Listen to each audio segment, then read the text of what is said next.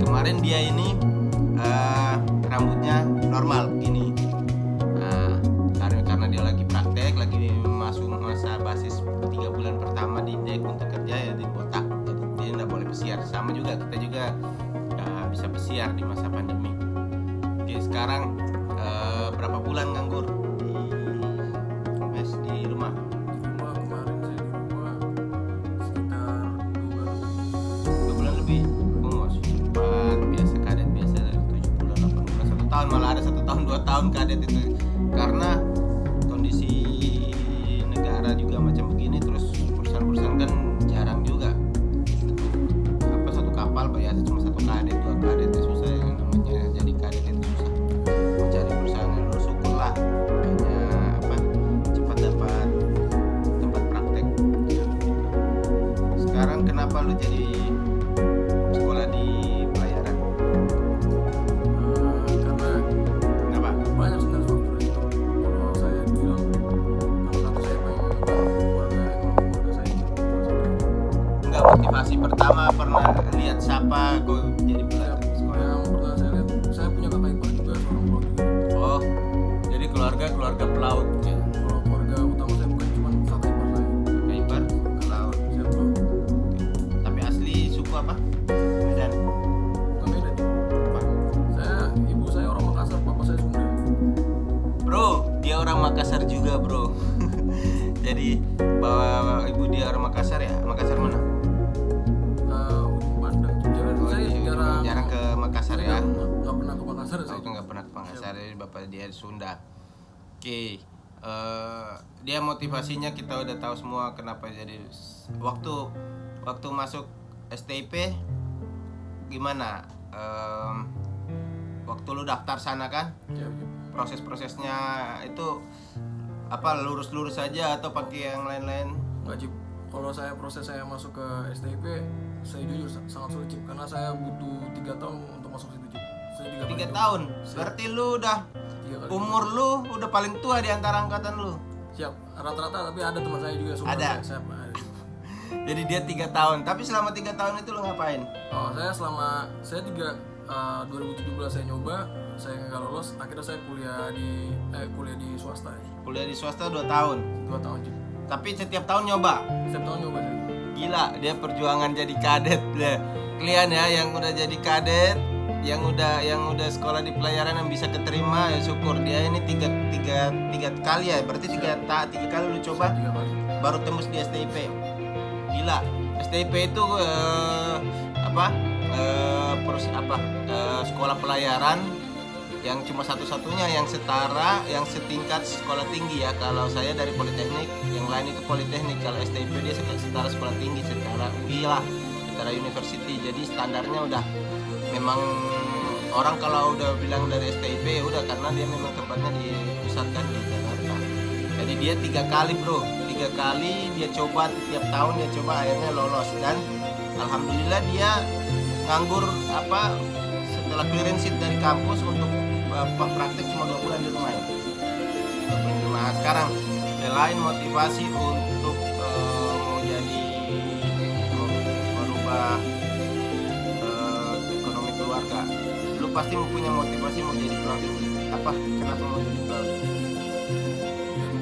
Ya, dari saya dasarnya cuma Iseng-iseng atau cuma karena lihat saya karena punya kakak ipar kan. Kakak ipar laut, saya lihat kehidupannya juga mapan?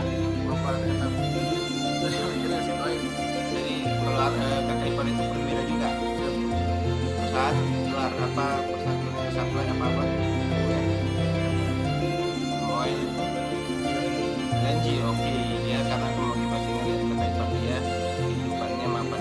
Oke guys, sekarang saya nggak mau bilang kehidupan pelaut itu mapan, nggak ada juga sebagian pelaut yang memang tidak berhasil ya. Maksudnya bukan tidak berhasil, tapi karena persaingan di dunia pelayaran itu makin tahun itu makin susah, makin banyak ya, hanya orang-orang yang struggle, yang kuat, yang bisa survive. Jadi banyak juga sih kawan-kawan saya juga yang bukan nggak berhasil, tapi dia untuk ke laut dia mungkin susah, akhirnya punya usaha atau apa gitu.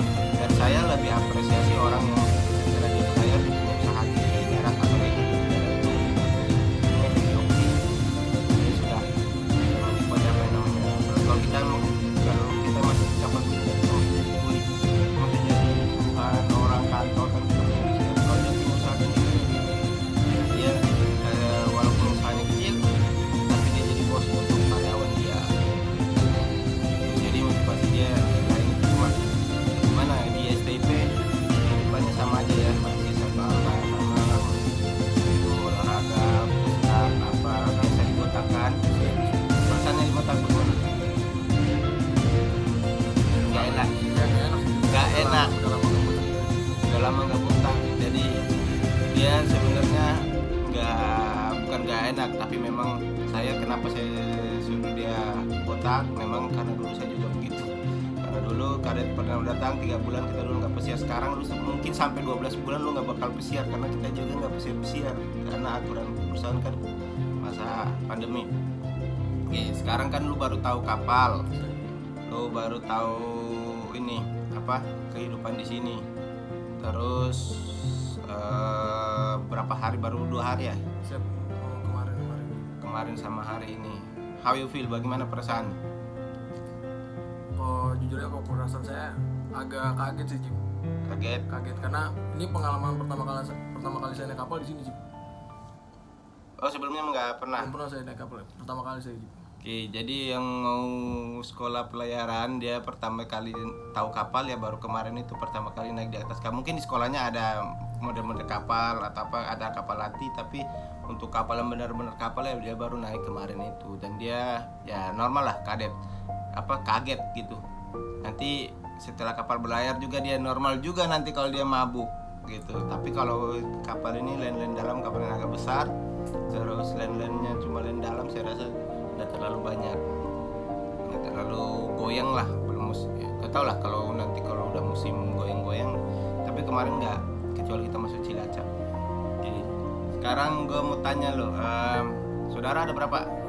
Saya 4 bersaudara, Jim. Lo anak pertama, Saya anak ketiga. berarti yang lain udah ini ya. Oke, yang suruh jadi pelaut nggak ada? Saya sebenarnya nggak ada, Jim. Nggak ada. Cuman saya gara-gara ngelihat kakak ipar saya nanya-nanya ke kakak ipar saya, prospeknya juga bagus, kan? Jadi saya mau. Enggak, lu kan udah kuliah, otomatis kan orang tua pasti bilang lu ngapain daftar lagi di situ, kan duit lagi keluarnya itu, terus masuknya kan besar itu. Cuman itu emang keinginan saya, Jim. Dari saya pertama lulus SMA, saya mau benar-benar di Pelayaran. Oh, berarti jiwa lu memang udah dari sono udah. Kemarin waktu di universitas ambil jurusan apa? saya akuntansi. Akuntansi, berarti lu bisa main komputer ah. Oke, asisten lu berarti dia udah bisa kerjain file gua nanti. Terus gua pengen tanya, waktu daftar di STIP itu susah apa enggak?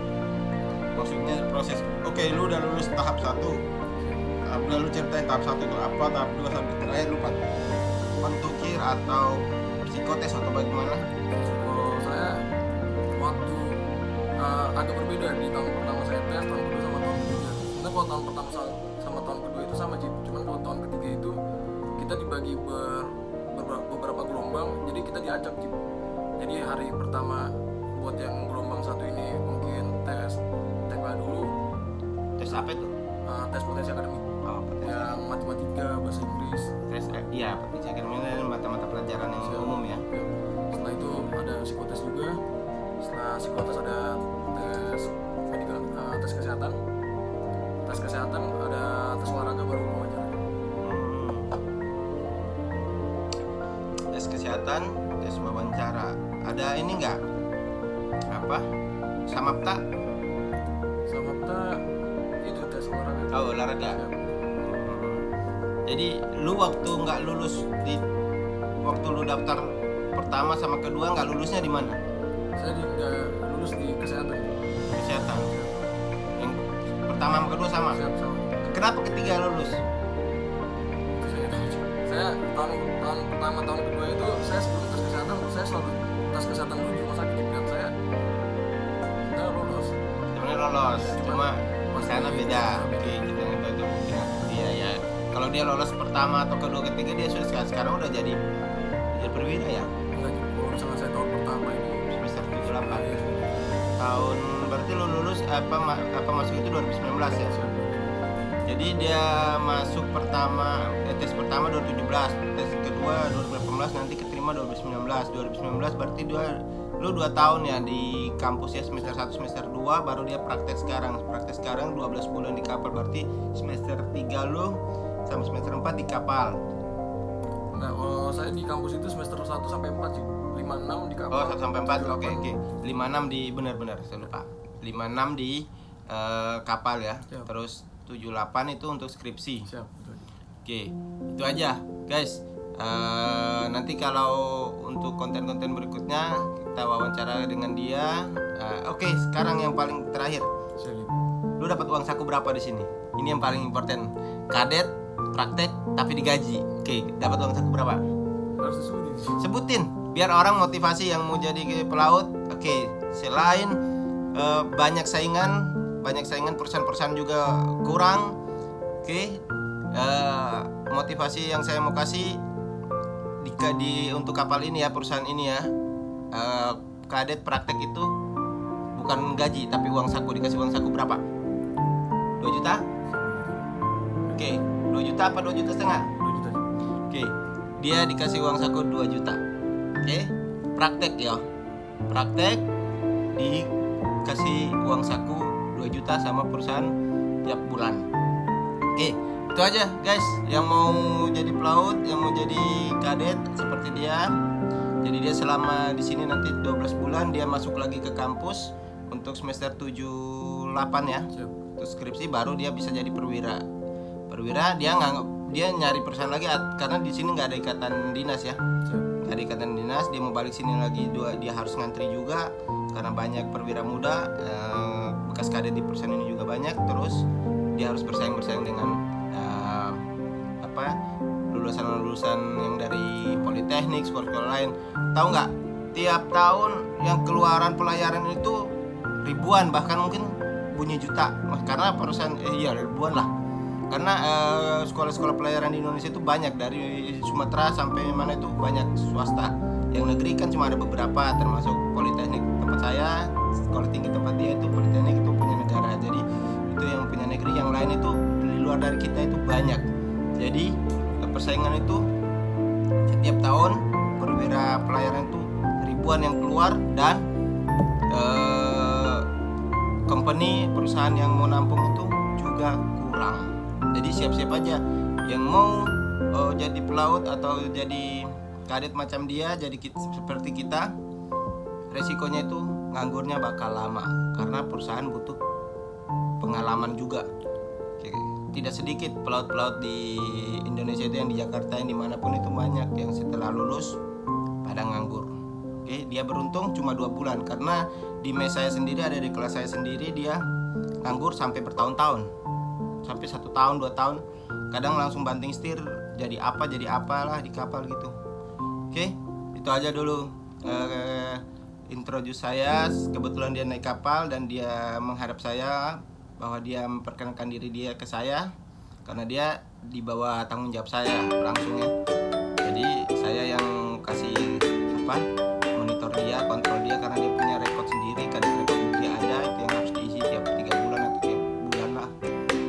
Oke, itu aja dari saya hari ini 17 Agustus. Dirgahayu RIK